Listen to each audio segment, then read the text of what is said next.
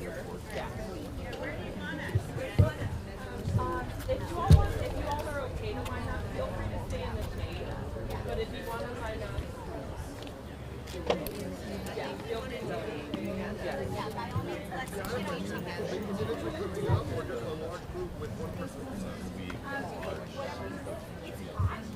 Yeah.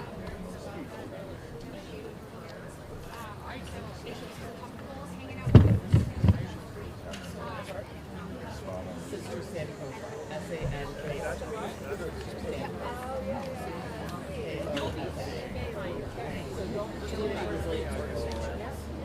and you know Jessica and Lena Greenberg.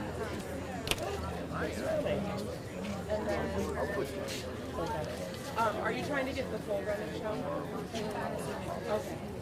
There's about 5 speakers. I will be able to provide them for you after. Is that possible? Okay, great. We just want to make sure that we get started, especially in the heat. Okay, morning. Good morning. This is Jeb from Edelman. Yes. Good morning, everyone. Good morning. We're here ready to get started. So I want to say thank you to everyone. So welcome and thank you for being here. We're here today to present the people's demands for a just recovery from flooding, which were developed by grassroots organizations on the front lines of flood relief in the weeks since the year's flooding. My name is Sister Sankofa, and I'm co-director of Community Resilience Organizations, or CROWS as you affectionately know us, which emerged after Hurricane Irene in 2011 and has been committed for over a decade to the work of building community resilience from within. We are a grassroots organizing hub and provide technical assistance to grassroots workers and towns working at the intersection of racial and climate justice. Since the July 11 floods this year, there's been even more devastating flooding in St. Johnsbury and Linden just 2 days ago. These floods are not over, even when the water recedes. It is past time to listen to the people on the front lines of this crisis and act accordingly. Today, we will hear from 6 people from across central and northern Vermont, all places hit with flooding last year and this year. They'll share their stories and talk about the urgent need for just recovery. A recovery that goes beyond repairing flood damage to address underlying inequities. We know that investing in this work... Can you hear me? There we go. So we know that investing in this work will not only make it possible to rebuild from now recurring flooding, but will set our communities up for a safe, thriving future as the climate crisis continues to unfold. So let's get to it. First, we're going to start with hearing from Audrey Grant from NICO, who will read the demands.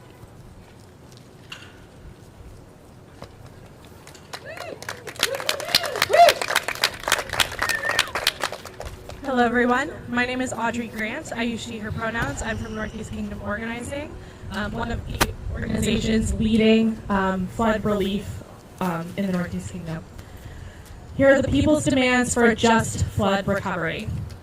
Grassroots organizations and community mutual aid groups are the first to mobilize when disaster strikes, drawing on relationships, local knowledge, and that combination of grit and care that makes us Vermonters.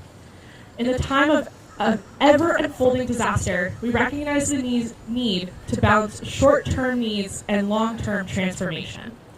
As informed by our identities, lived experiences, and expertise, we demand that the state of Vermont deliver on key pillars of a just recovery that goes beyond repairing flood damage to address underlying inequity. Investing in this work will not only make it possible to rebuild from now recurring flooding, but it will set our communities up for a safe, thriving future as the climate crisis continues to unfold. The first pillar is housing. Create anti-displacement policies and local emergency housing plans.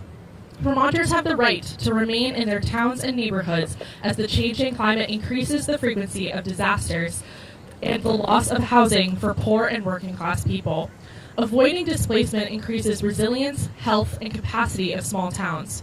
Create local emergency housing plans that guarantee people will not be displaced in disasters, and enact policies that protect people from the unjust removal from their homes. Invest in housing construction and repair. Build affordable, climate-resilient housing for current and future Vermonters.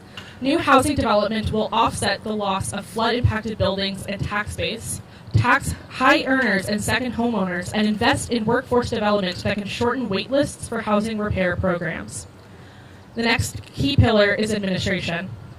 Appoint staff to support local emergency preparedness and response. Create permanent positions to respond to the needs of Vermonters impacted by climate-fueled disasters like flooding, landslides, heat waves, and more. Add state-supported capacity to implement all stages and functions of climate disaster response, tailored to meet the specific needs of our state's rural population and available to support volunteer emergency responders. Invest in emergency management and planning systems. Connect towns with federal funding sources that can be used for emergency planning, such as Municipal Technical Assistance Program and Community Development Block Grant funds. Support the Vermont Voluntary Organizations and Active Disaster Affiliate to more effectively coordinate volunteers throughout the state.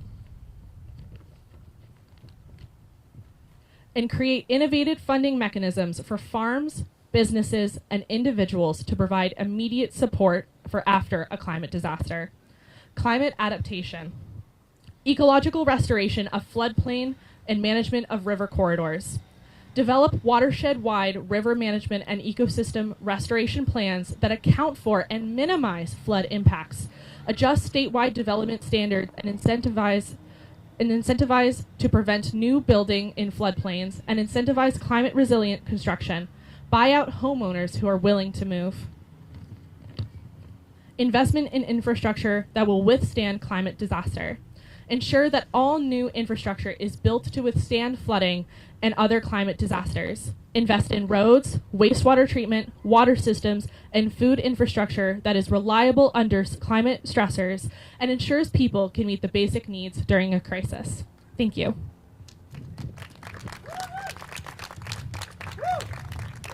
Thank you, Audrey.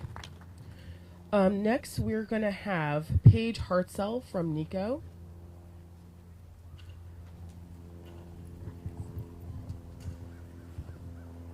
Good morning. Thanks to everyone for being here under really difficult circumstances for so many people. Again, here we are again, a year later, 20 days later, and we will be here again. We have to speak to the intimate connection between the wealth gap and the deepening climate disaster. In particular, the anti-displacement policies. We know that people create community wherever they are. We have seen that again and again with people who were hit a year ago and 3 weeks ago and days ago. It is critical that people be able to stay in the community where they are, to call on the connections that they have, to help each other rebuild, to maintain the health and the unity and the connection that they have. That is critical to rebuilding. We also need small towns to be able to access the NTEP funding as soon as disaster strikes, in between disasters, and in answering the disasters of the past that they are still rebuilding from a year later. We need for people not to have to wait days, weeks, months, because we all know that life goes on. Medical bills still keep coming in. The needs of families do not stop. We need for people to be able to have these funds so that they can rebuild, continue to call on their communities, and continue to create the connections needed to overcome these barriers. Thank you. Thank you, Paige. So important. And so thanks for so much for sharing for what's going on in the kingdom and presenting the people's demands. Next, we're going to hear from Prem Linsky, construction manager at Berry Up.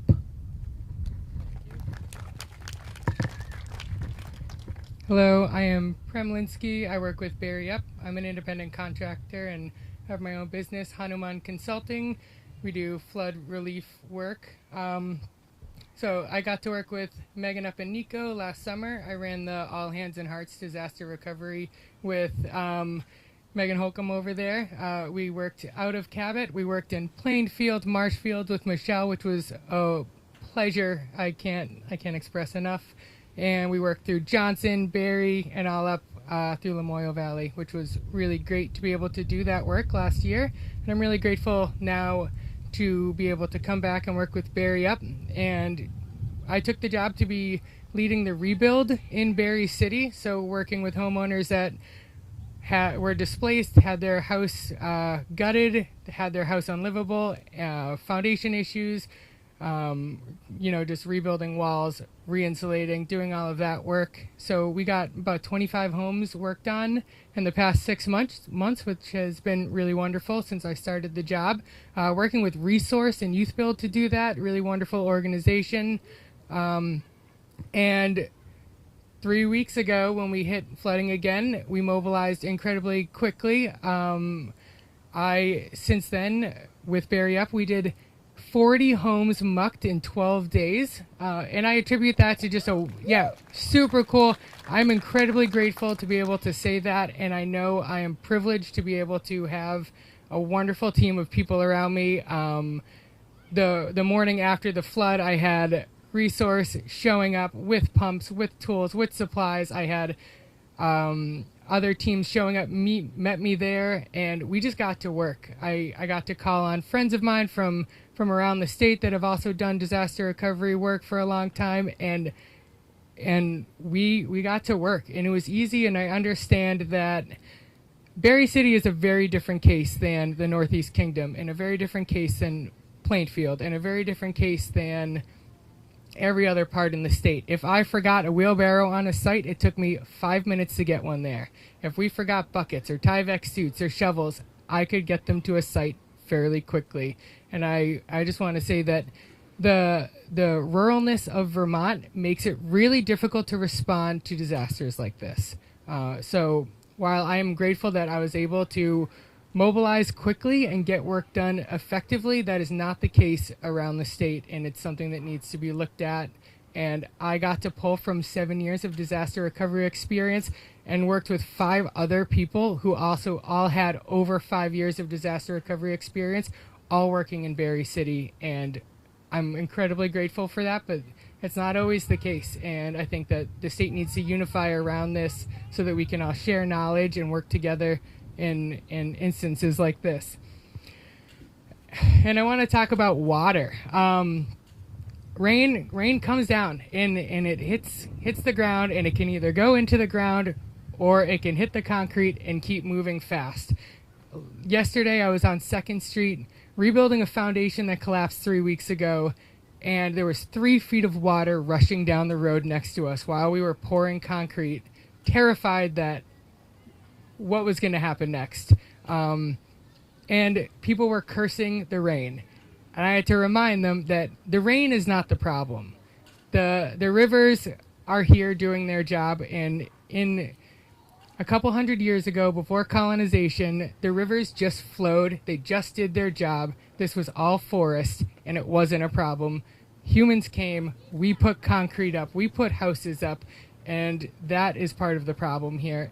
And there is a way to live with nature. The indigenous people did it in this land before we were here, and they could teach us a lot today about that.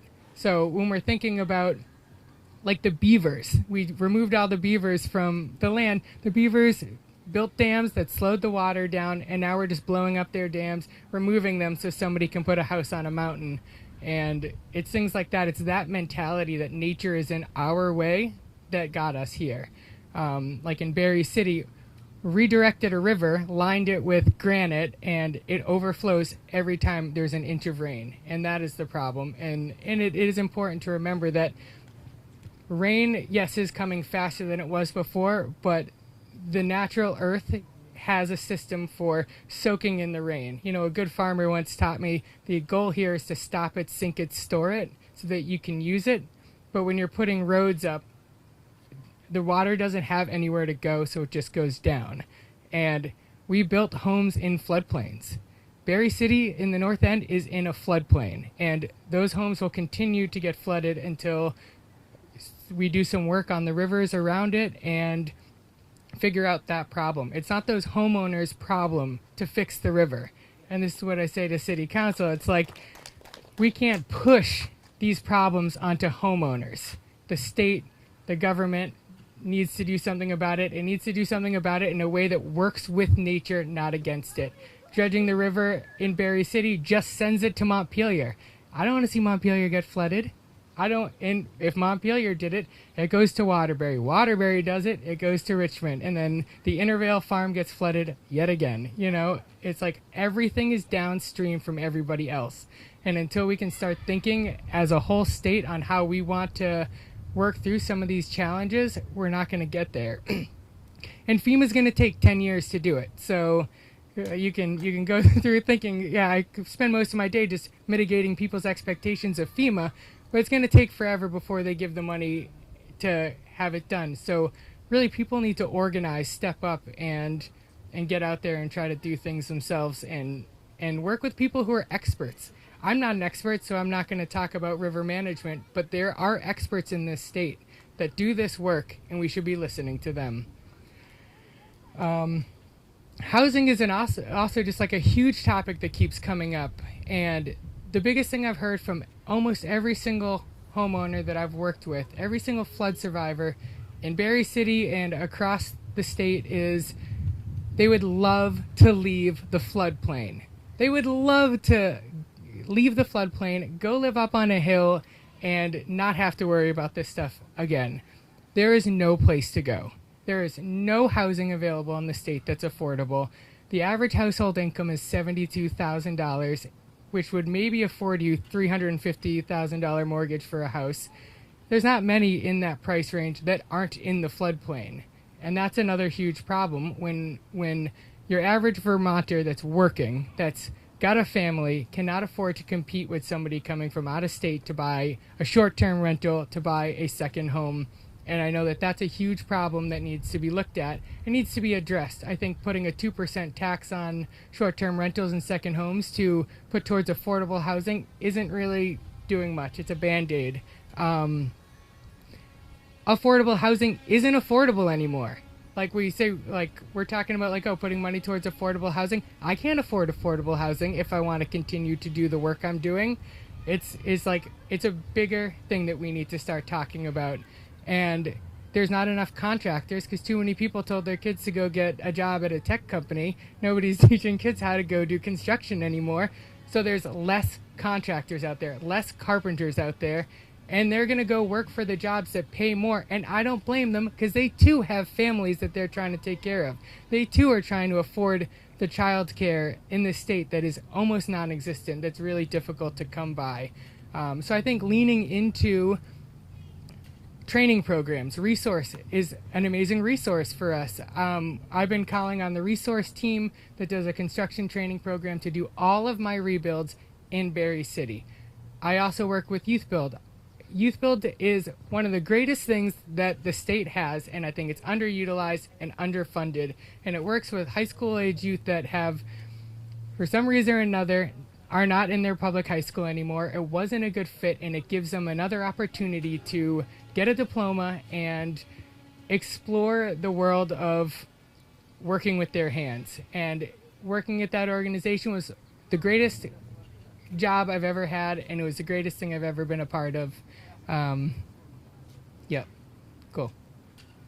I just want to thank you all. I just want to say, get out and volunteer, get out and work with a long-term recovery group, get out and help as much as you can, and take care of each other. Thank you, Prem, for the report from Berry. Next up, we've got Jenny Bilaturskowski. I'm sorry about that. And Jim Gertzman, who live in Plainfield and lost their home in both floods. Thank you, Jenny and Jim. Thank you. Hi, I'm Jenny Bilaturskowski, and I'm here with my husband, Jim Gertzman.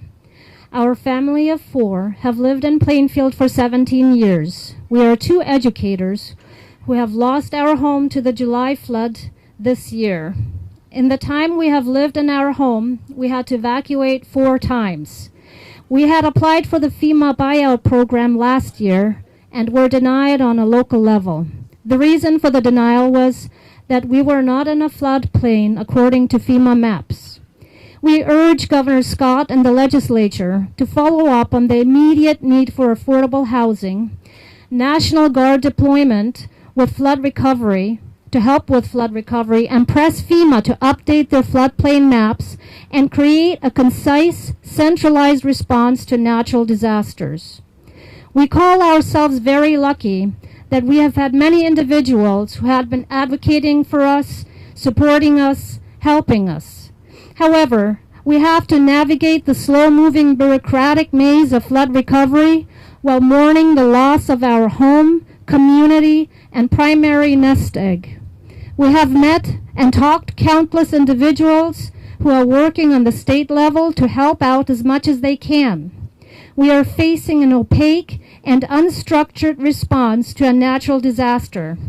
There seems to be no one caseworker or one point of information that can help with a multitude of challenges. We're getting information from individual volunteers, friends, and neighbors. It is all piecemeal. We are getting information. We were under the illusion that after last year's natural disaster, Vermont and the federal government had had time to draft a plan for a concerted response. For example, the trash and debris in Plainfield continues to bake in the sun 22 days after the flood.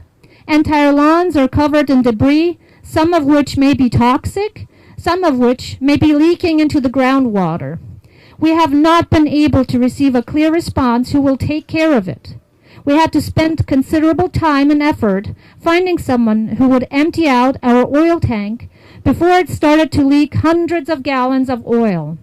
Not one official person gave us a list with numbers to call, or even just thinking about such a crucial component of flood recovery.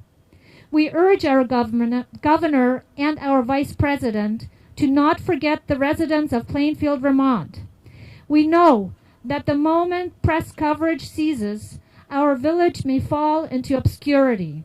We ask for an overhaul of FEMA and its antiquated flood maps, an overhaul of its convoluted numbers game when considering the lives and livelihoods of people like us, and a boots-on-the-ground response from a federal and state perspective. Disaster recovery of this magnitude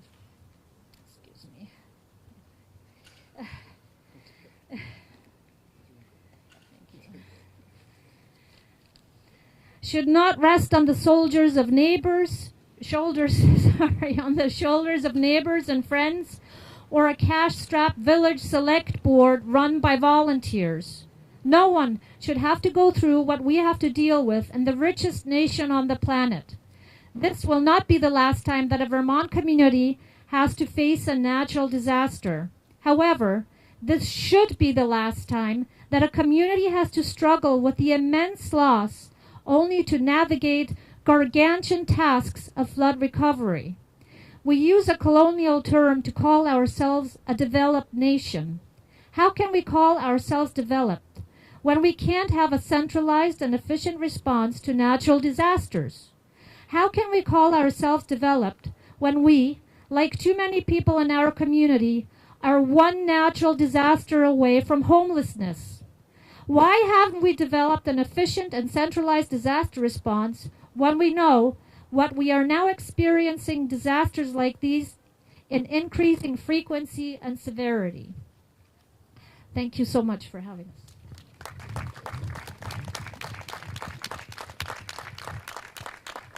Thank you, Jenny and Jim. Thank you for sharing your story. Next, we're going to hear from Amy Lester.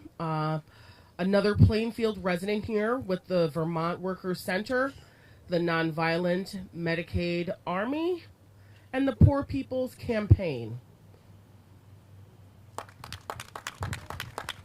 Thank you. And thank you, Jenny, and all the speakers for sharing your stories and experiences with today. And I want to give a shout out to those speakers who couldn't get here today because of the closed roads in the Northeast Kingdom. Megan Whalen and Megan Matters were on their way here this morning and couldn't get here. Again, I'm Amy Lester, longtime member of the Vermont Workers Center and a statewide member-led organization fighting for human rights to healthcare, housing, work with dignity, and a member of the Nonviolent Medicaid Army, building an army for the poor. I live also a half a city block from ground zero of the Great Brook flood of 2024. July 10th, all the volunteer rescue, EMT, firefighters, emergency management folks, select board, all these hundreds of people, all volunteers and neighbors came out and did what we do. We take care of each other, literally saving lives. We rescued, we housed, we fed, we provided clean water and rides. And that work is still happening. 100% volunteer, 100% mutual aid. It is now August 1st, 21 days after the July 10th 100-year flood. 1 year to the day after another 100-year flood. And my small town of 1,200 is taking on an estimated cost of $15 million for cleanup. Is it possible for mutual aid to get us out of this mess? We need us, and we need the state to step up. We are tired, and for my neighbors rebuilding this is only the beginning. As Jenny said, where is the coordinated effort to help and assist? And coming off of the heels of funding being diminished in our, quote, after COVID time, after 38,000 people have been kicked off of Medicaid in Vermont, and housing assistance and rental assistance is now depleted. This is what we're facing, folks. Now we're expected to pick ourselves up by our bootstraps. Our state needs to leverage the wealth that's here. As Jenny pointed out, we are the richest nation in the world, and yet we're not taking care of our citizens. A neighbor, almost a week after the flood, told me that he had lost his heart medication. It was somewhere under the 6 feet of silt and sludge in his home. I happen to know his doctor, his primary care physician at the local health center. So I was able to call on a Saturday, and he was able to get his prescription called in. Another neighbor stepped up and went and got the prescription. Then another neighbor paid that $40 for that prescription. But this is just one story. I just happened to be standing there, and we made this happen. But there are a lot of stories like this where people are falling through the cracks.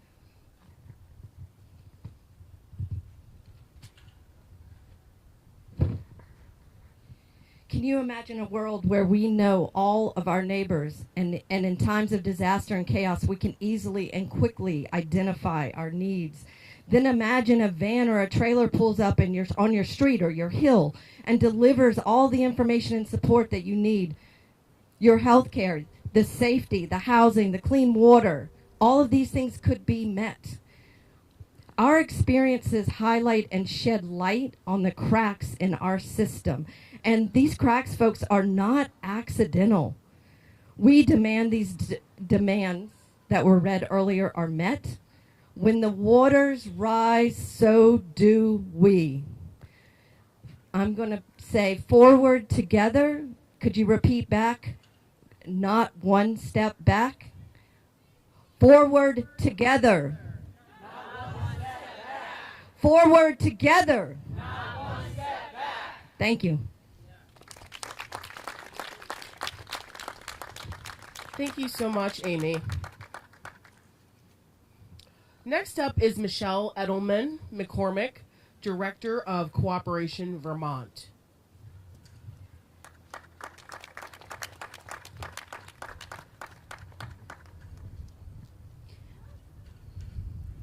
My name is Michelle Edelman McCormack, and I am the director and lead organizer for Cooperation Vermont, and I'm also the general manager of the worker-owned cooperative at the Marshfield Village store, which in last year's July flooding ended up being a response hub and coordinating recovery efforts for the town of Marshfield that was cut off for a while at both ends, with road debris blocking any transit, in and out of the village. And we lost our water and sewage system for almost 2 weeks. And the state didn't seem to know that we were without water for a while. I came here today with a set of thoughts, and I'm genuinely feeling a little bit scattered at the moment because there's so much to say. But maybe it's the heat, I don't know, but I'm feeling a little bit like the need to call out a little bit more directly what it is that we're seeing in this moment, right? Unfortunately, this year's flood, last year's flood, these are not the first disasters that I've had to respond to. I ran a project in the lower 9th Ward after Hurricane Katrina for a very long period of time, considering how tiring that work can be. And that was almost 20 years ago, and I've responded to multiple disasters since. And with that perspective, I can tell you that I cannot for the life of me understand why it has taken Governor Scott so long to just request a disaster declaration. So let's just name that, right? These aren't abstract things that we're talking about. These are concrete things that have direct lines of accountability. And I feel like the Kool-Aid that is being sold to the folks throughout the state, that we need to gather data, even in our own experience last year, by July 14th, we had a disaster declaration that unlocked federal resources, right? And nobody's waiting for the federal government to come and save us. That's not what I'm saying. But let's also call that out. That's our money. It's our money, right? And the trillions of dollars that we're able to find seemingly on a daily basis for imperialist wars, right? Why can't we rebuild our communities in safer, more flood, fire, and otherwise resilient ways? We have the funds. It's what we're choosing to do with them as a country. And I'm calling that out. And I'm also calling out the fact that the state of Vermont, we keep talking about the housing crisis. We're putting people for millions of dollars in hotel rooms as some sort of anything but actually address the housing crisis that just keeps getting worse, right? With each disaster, with more and more people getting displaced from their homes, with no thought of how to actually rebuild. But we can find $70 million to go build a new women's prison? Help me to understand. Make it make sense. The state of Vermont has chosen prisons as the response to the housing crisis. That's what their plan is. And I'm calling that out too. Right? And I actually came here with a completely different message, but I'm feeling, maybe it's the heat, but kind of fed up. Right? Kind of fed up. We as Cooperation Vermont have been working for the last year on a project to purchase the Goddard College campus and to decommodify that space, bring it back into the commons where it belongs under community control, and to create a resilience hub in that space. That is one small portion of the kinds of things that we need to be collectively working on, making plans for, and redirecting our funding that it is ours to actually implement local community-based solutions. We need to be fighting for more of our land in the state and throughout to be decommodified, to be brought back into the commons, and to be put to community purpose. And there's a bunch of different tools that we can use: community land trusts, using the village trust to bring key assets back into community control so they can be put to community purpose. But the more of this state that gets drained into second and third homes for estated properties with hundreds of acres of land, while we continue to face housing crises, and no space for economic development work, right? Like, we operate within a solidarity economics framework that is outside. It's a post-capitalist system, right, where we're trying to look for ways that we can implement strategies that stop extracting from both people and the planet. And those are the kinds of things that we're going to have to just continue to implement amongst ourselves. That, you're right, the government ain't going to do it for us. But at the same time, we need to expose those contradictions and hold those who are accountable. And I'm going to go get off my ankle now.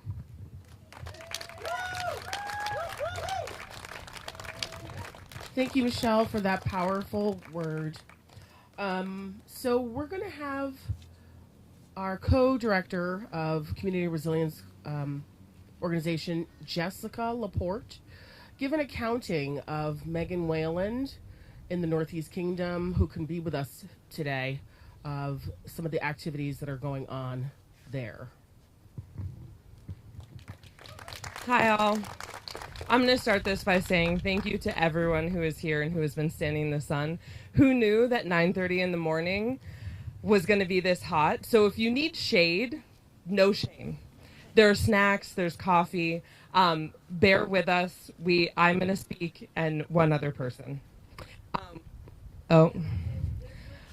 Okay. So Megan Wayland was on their way this morning. We got a first text being like, okay, I'm going to be a little bit late. And then another text being like, okay, 9:40. And then another text that just said, we can't get there. We've been driving for a couple of hours, and there aren't roads to get there. This is an incredible organizer up in the Northeast Kingdom, somebody who has been on the ground for over a year after last year's floods. But more importantly, Nico has been on the ground every day since they were founded, meeting the needs of folks who are forgotten by our systems. So we're grateful for their presence and the fact that they are out there. And one of the things that Megan shared was a list of the things that they're going to do today. So bear with me. And for those of you who are in the middle of direct response, some of these are going to sound familiar. Find and pay for a wrecker to pull a car out of a sinkhole that opened up in a family's front yard.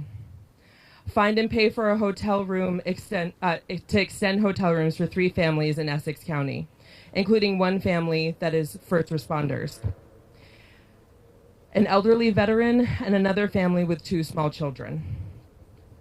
Text utterly devastating photos to a manager at the Chittenden County Lowe's store so he can make a case that we need donations for tools and equipment. Connect with the leader of a local ATV association with volunteers and fire chiefs in Kirby and Lindaville so we can get out and deliver water and food to people who are stranded due to road washouts. Call Teresa in Island Pond to see if the roads are open so we can get supplies to the fire department. Call a donor back and tell them we need another $10,000. Who agrees that it's probably $100,000? Nico, like all of these small organizations, don't always have the funds to pay their staff, to know that they can pay them a year out, and they're the first responders in these disasters. So I'm pretty sure if that isn't Vermont Community Foundation, I'm going to name them. I'm going to say $100K minimum per year for Nico. That's my demand. Update the canvassing maps. I'm going to pause for the train. I can't multitask.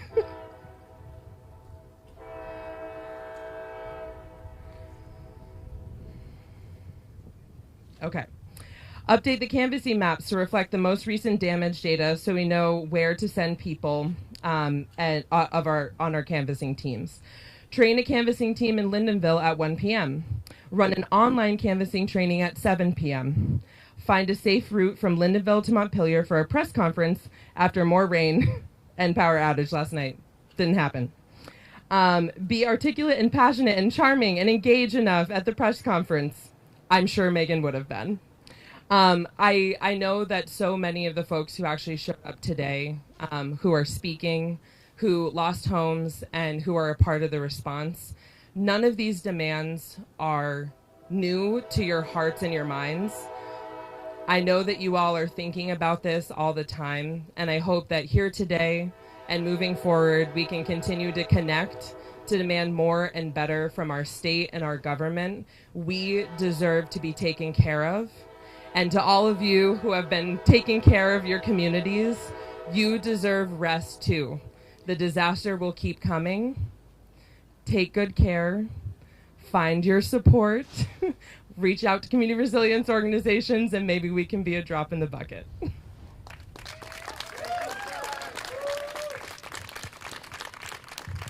Thank you, Jess.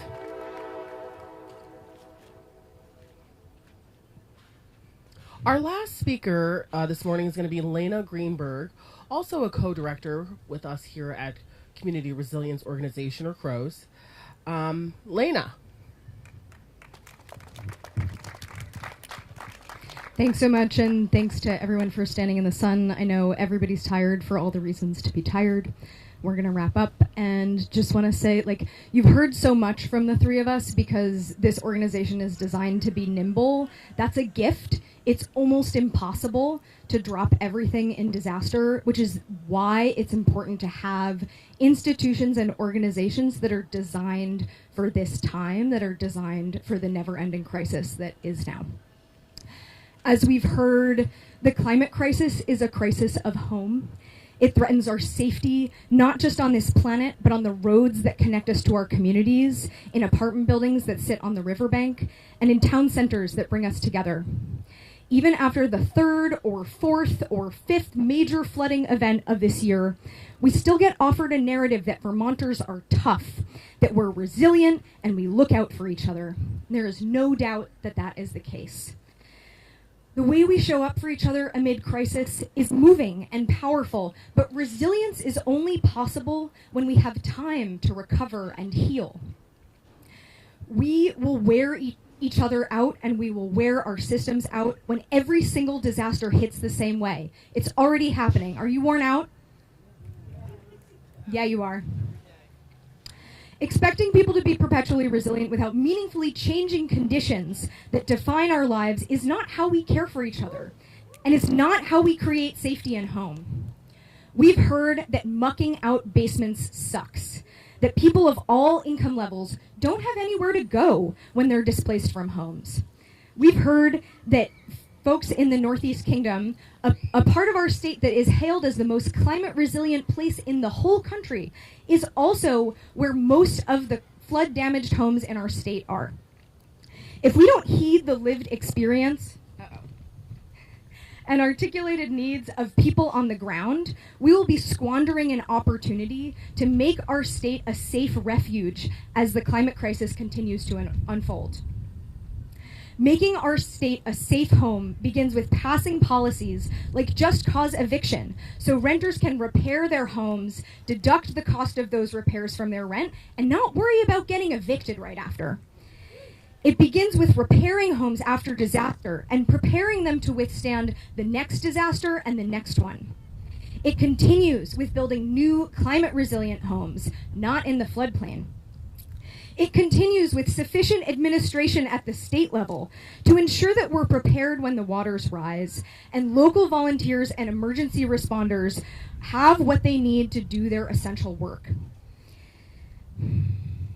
It continues with leadership in the State House from our governor, not just telling Vermonters to keep sticking together while failing to deliver concrete support, neglecting to establish long-term efforts and structures for disaster, and vetting and vetoing until programs are just a shell of what we need them to be. And we must manage our river corridors and floodplains and waterways like the climate crisis isn't going anywhere, so that we make sure that that water has a place to go and that our infrastructure is able to withstand flooding events we know will just keep coming. The people closest to the problem, folks who had already lost everything before this year's July floods, folks who tried to buy flood insurance or get a FEMA buyout and were denied, folks who were too busy managing everyday crises to get prepared for acute disaster, and all the people on the ground who have been responding to this, that, and the other disaster today, yesterday, the last few weeks. These are the people closest to the solutions. The people's demands for a just recovery from flooding are the beginning of the work we need our state to do so that we can actually be ready for next time. Even better, the rolling crisis that is now is an invitation for us to not just address the damage done by flooding, but remedy the inequities that mean some people always get hit harder than others. These demands have been endorsed by dozens of organizations across the state, fighting for civil rights, safe homes, thriving farms, education, ecological resilience, an end to incarceration, an end to systemic racism, and a swift recovery from disaster. The people behind the boldest and most liberatory visions of a thriving Vermont are behind these demands. This work will not happen overnight, and yet it must. There's already movement from last year's legislative session, conversations have begun, and policies have been passed. But the river doesn't care about busy schedules or bureaucratic slowdowns. We call on Governor Scott, state legislators, agencies, and officials to act with the urgency you feel when there's 6 feet of water in your basement, when you can kayak through the middle of town, and when you don't have a place to sleep. Now is a time for boldness and creativity, for moving beyond the invented limitations of our systems, and meeting this crisis of home with solutions to make Vermont a safe home for the people who make this place vibrant and resilient. Thank you.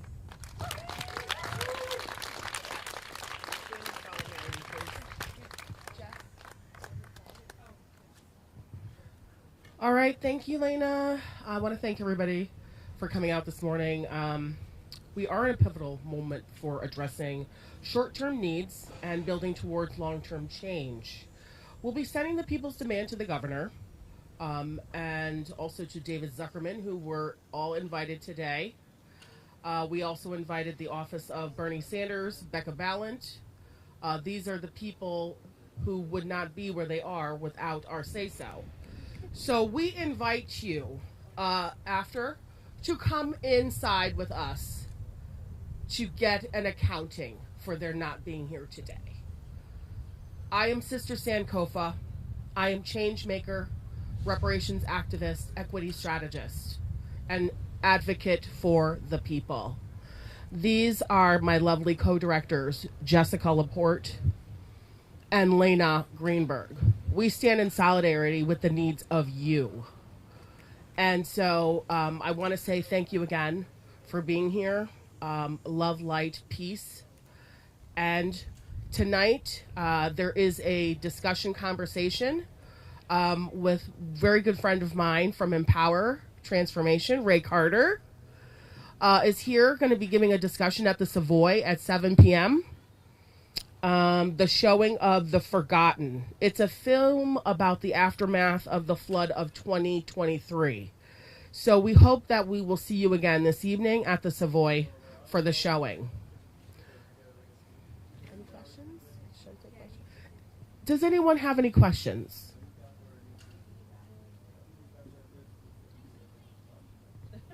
How do we bring this to scale? Like, how do we take this program and bring it to every town in Vermont? Like, where do we go next? We have an incredible list of signers onto the demands. If you've signed on, we'll be in touch. This is just the beginning. You know how it is after a disaster, you just gotta move quickly. So this is our first step of many. It's tremendous to see the power of the organizations and the individuals who have signed on. And there is more work to come. We will do as much as we can with our collective power. Thank you, everyone. And so just a reminder to sign on as an individual or as an organization to the demands that are going to be going around. If you have any questions, we're going to stick around for a few minutes. I'm Sister Sankofa. This is Lena Greenberg and Jessica Leapert. Thank you for coming out today.